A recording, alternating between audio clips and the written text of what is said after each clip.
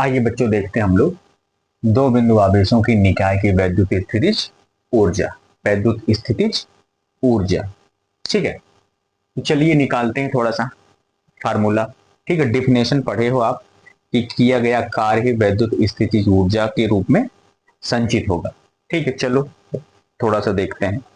Definition है, माना मतलब कि थोड़ा सा परिभाषा बनाएंगे, जो सिस्टम उठा के लाएंगे बनाएंगे हम लोग।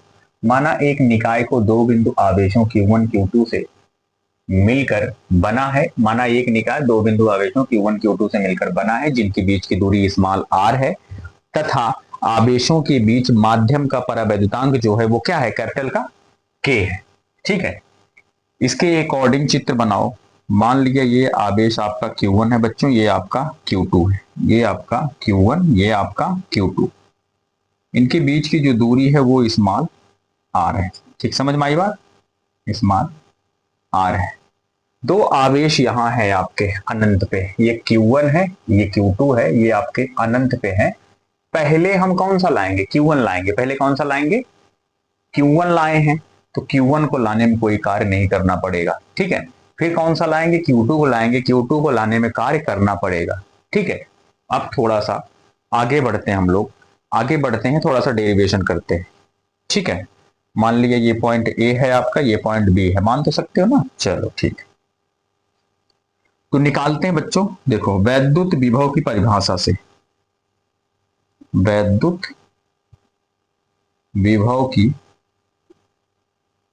परिभाषा से,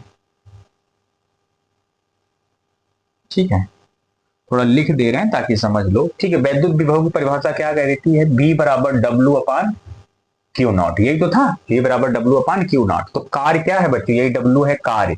तो कार्य बराबर क्या होगा, इधर जाएगा गुणा बन जाएगा, ये इधर जाएगा गुणा हो जाएगा। अब थोड़ा सा लिखते हैं।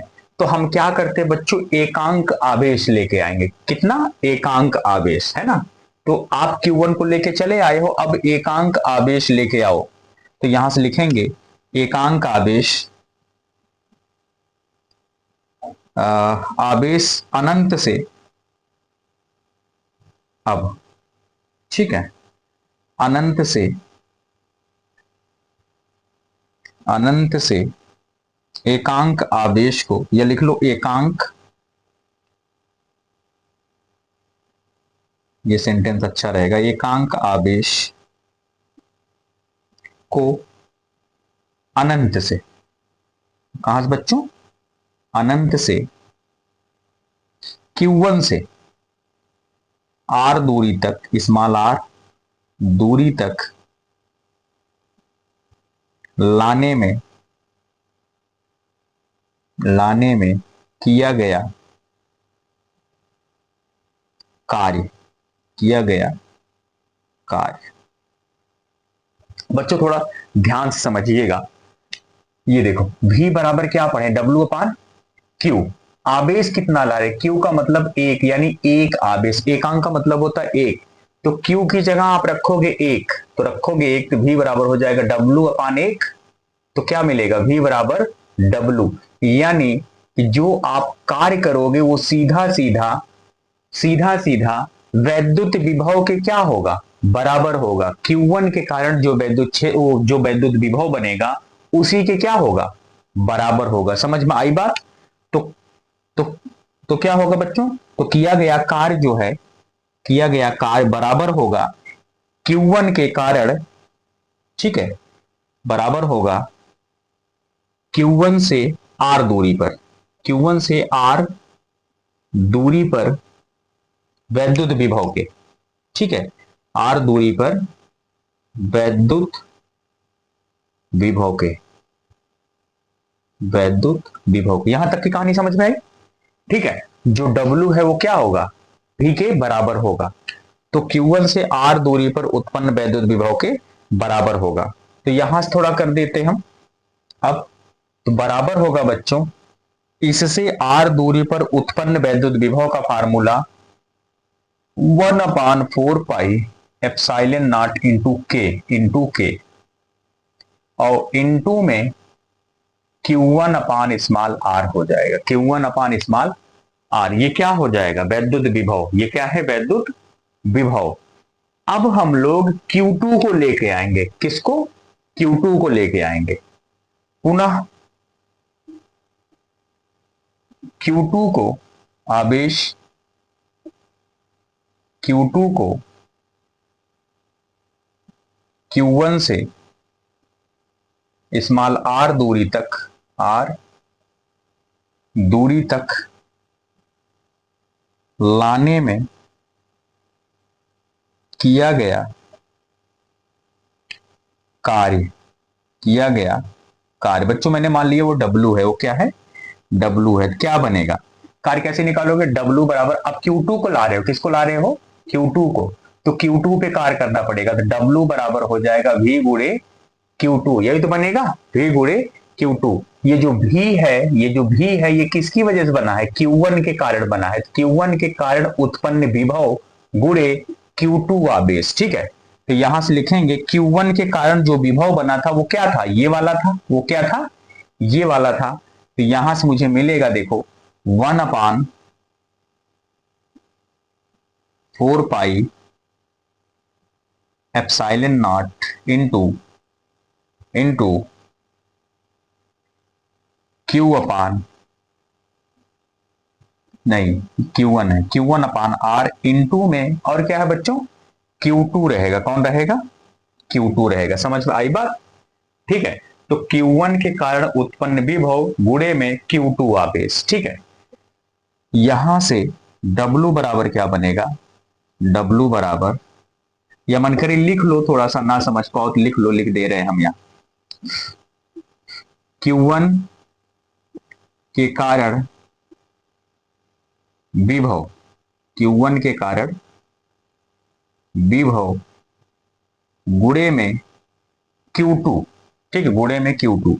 तो W बराबर बच्चों हो जाएगा, ये क्या आया है? 1/4 pi epsilon not into K into Q1 upon R था, और गुणे में क्या है? Q2 है। इसको अरेंज करके लिखें, मेरे पास आएगा W बराबर 1/4 pi epsilon not into K into Q1 गुणे Q2 अपान क्या हो जाएगा? R हो जाएगा। क्या होगा बच्चों? R हो जाएगा। कार्य है, कार्य का मात्रक भी जूल होता है, ठीक है। और यही किया गया कार्य जो है हमारा वैद्युत स्थितिज ऊर्जा के रूप में संचित होगा। तो यहां से लिखेंगे, यही किया गया कार्य वैद्युत स्थितिज ऊर्जा के रूप में संचित होगा, ठीक है बच्चों। अब देखो, अगर ये वैद्युत स्थितिज ऊर्जा के रूप में संचित होगा, तब वैद्युत स्थितिज ऊर्जा, तब निकाय की वैद्युत स्थितिज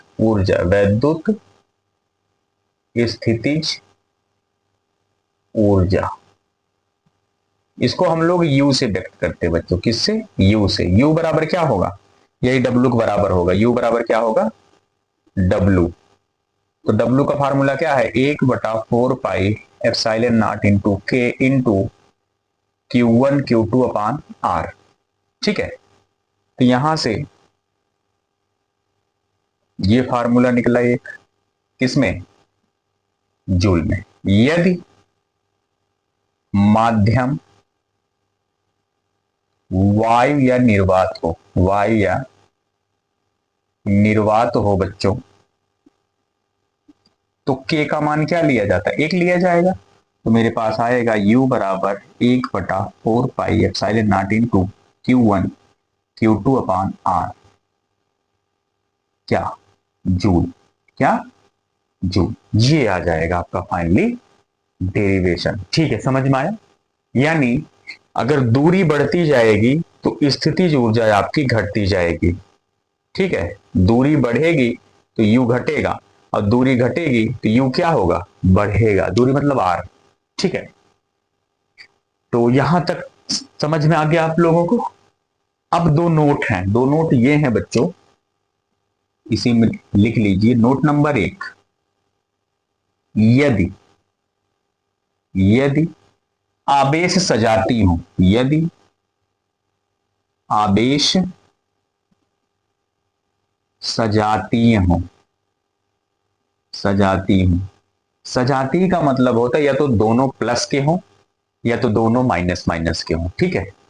तो सजाती हूं अर्थात तब Q1 और Q2 का जो मान है बच्चों वो जीरो से बड़ा आएगा, वो जीरो से बड़ा आएगा, इसलिए कार्य जो है ऊर्जा, लिख लो ऊर्जा, जो ऊर्जा है ना, जो ऊर्जा है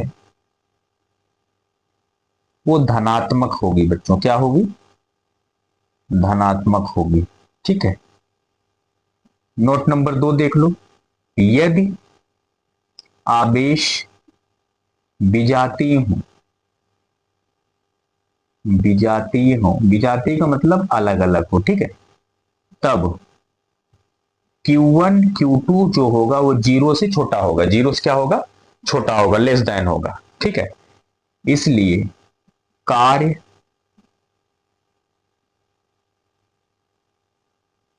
ऋणात्मक होगा, क्या होगा बच्चों, ऋणात्मक होगा, ठीक है। ये आपका फाइनली डेरिवेशन हो गया और दोनों नोट्स हमने आपको लिखवा दिया, समझ में आई बात।